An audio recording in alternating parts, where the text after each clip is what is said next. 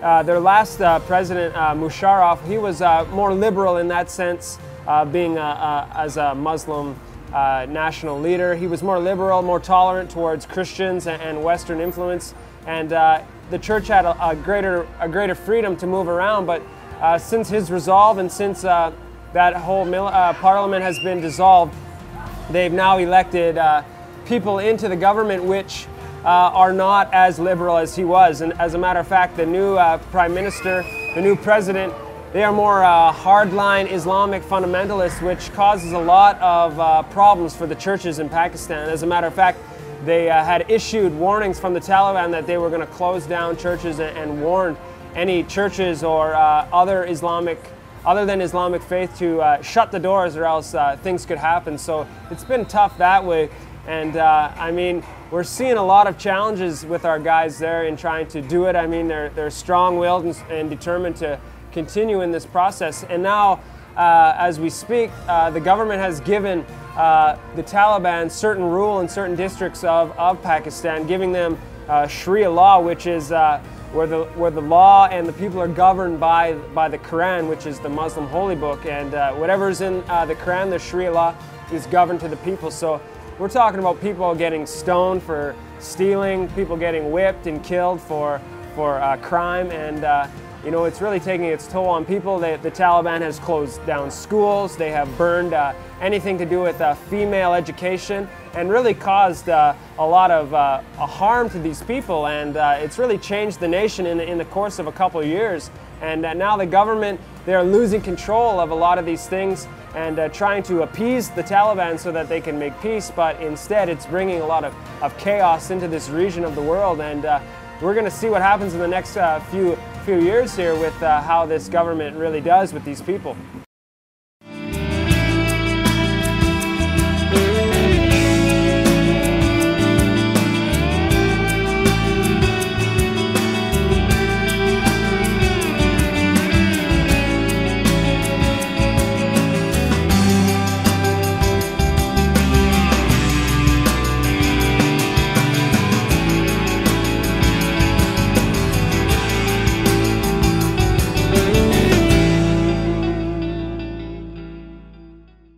Continuum Media is online to get you connected with your Great Commission destiny. Subscribe to our channels on YouTube and Tangle. Add us up on Facebook. Subscribe to our podcasts. And of course, check out our website, continuummedia.com. Watch episodes, catch up with the latest missions news around Asia, download tons of missions resources like Dr. Al's CLR training materials, and get our monthly newsletter right in your inbox and find out how you can get involved in God's Great Commission. Stay connected with us, and we'll take you there. In the entire history of the world, never yet has a religious or moral law been able to change the hearts of any man or woman. And you and I know that, but yet we see political agendas, religious agendas, and so on try to impose this kind of morality on a people. And what you end up with is a people like in Pakistan, nobody smiles. Nobody's got any joy. They've got no release. They're under a tremendous oppression. But not only that, they're under tremendous fear. When you hear of the things that the Taliban is doing. If you go in the streets, in the cities, and at different places, even in the park, public places, people, you will look them very sad. But we are preaching, and because we are living in an oppressed nation, there are so many pressures on the life of the people. And you see this Taliban occupation continually encroaching on more and more of Pakistan, as well as other countries in the Middle East. The people are living under a tremendous fear.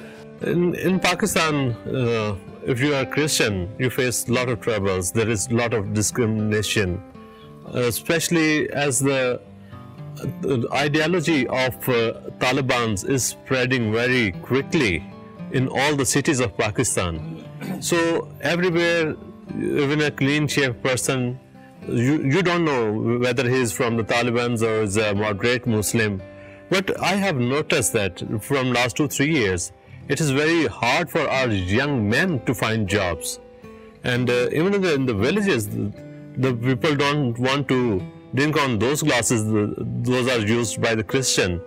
If I tell you a very interesting thing, in Kasur there is a village. The name of that village is Man village. They're barbers. They don't like to shave the Christians people. They think they are lower than us and we are the greater than. We can't be there. We can't serve them. We are higher than the Christians. Peter told us that during the last few months, the Taliban has sent a letter to every church in Pakistan saying, close your doors or you will be bombed. And you know, when you get a letter like that, what are you supposed to do? Of course, we all pray and ask God for freedom, you know, and a deliverance from this kind of oppression. But yet, what does it do to the people? It really separates the light from the darkness. And so you've got people that are coming under a tremendous bondage of fear, a tremendous hopelessness and despair. And on the other side, you've got Christians who have the peace and the love of Jesus shining in their hearts. And our guys in Pakistan are telling us that, you know, the darkness is getting darker and the light is getting lighter all the time. And it allows them actually to witness. It allows them to share the love of Jesus more, because people are so desperately hungry to connect with something, you know, that'll bring them some real peace and some real love. Islam is a totally loveless law. You know, it's a moral law that tries to impose. Of course, there's no drinking in Pakistan or any of those things. And the funny thing is, you ride on the plane, and all the Pakistani guys sitting on the plane are drinking their last whiskeys and vodkas before the plane lands in their own country, because they're not allowed to anymore. It's, you know, it's totally hypocritical. It is, according to the Pakistani law, no one can use alcohol. But I have seen in my life, mostly Muslim people, they love to drink. And there are so many other immoral things in our society, but that cannot be controlled by the government or by any other laws.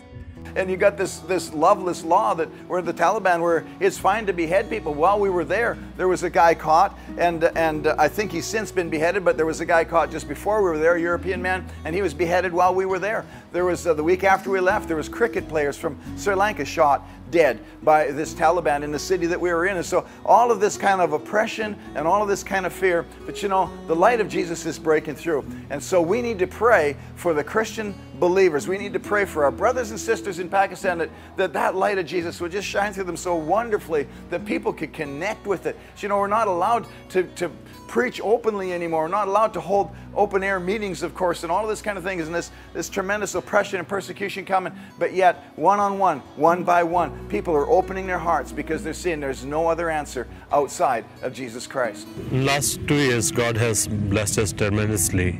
We have planted 3 more churches in the last 2 years, 2 in Kasur and 1 in Lahore. And all the leadership is very good right now. And we have also opened another school that is in the Sharif Park area.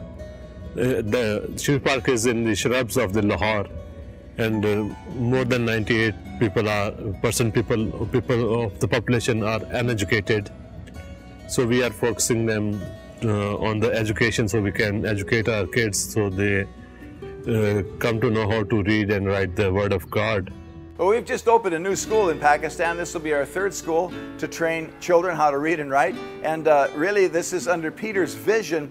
And it's a tough one to describe, but if you can imagine a training camp for suicide bombers, for killers under the Taliban, and they go into these camps because they're lives that nobody else wants, and they can train them and brainwash them into the point where these guys will actually blow themselves up just to kill other people. What Peter's vision is to see the same sort of thing happen to raise up soldiers for Jesus Christ. We can bring kids that nobody wants into a place of love and concern, and where we can train them and educate them. And not only does it break the cycle of poverty that their families have lived in for generation after generation, but it also stirs a new hope and a new heart, and it makes people who can become leaders. And so you see, the Taliban agenda is to stop the schools, particularly women. We don't want any women being able to read or write, and we want people to be uneducated, because then we can train them easily to become killers. Well, these schools are so very, very important.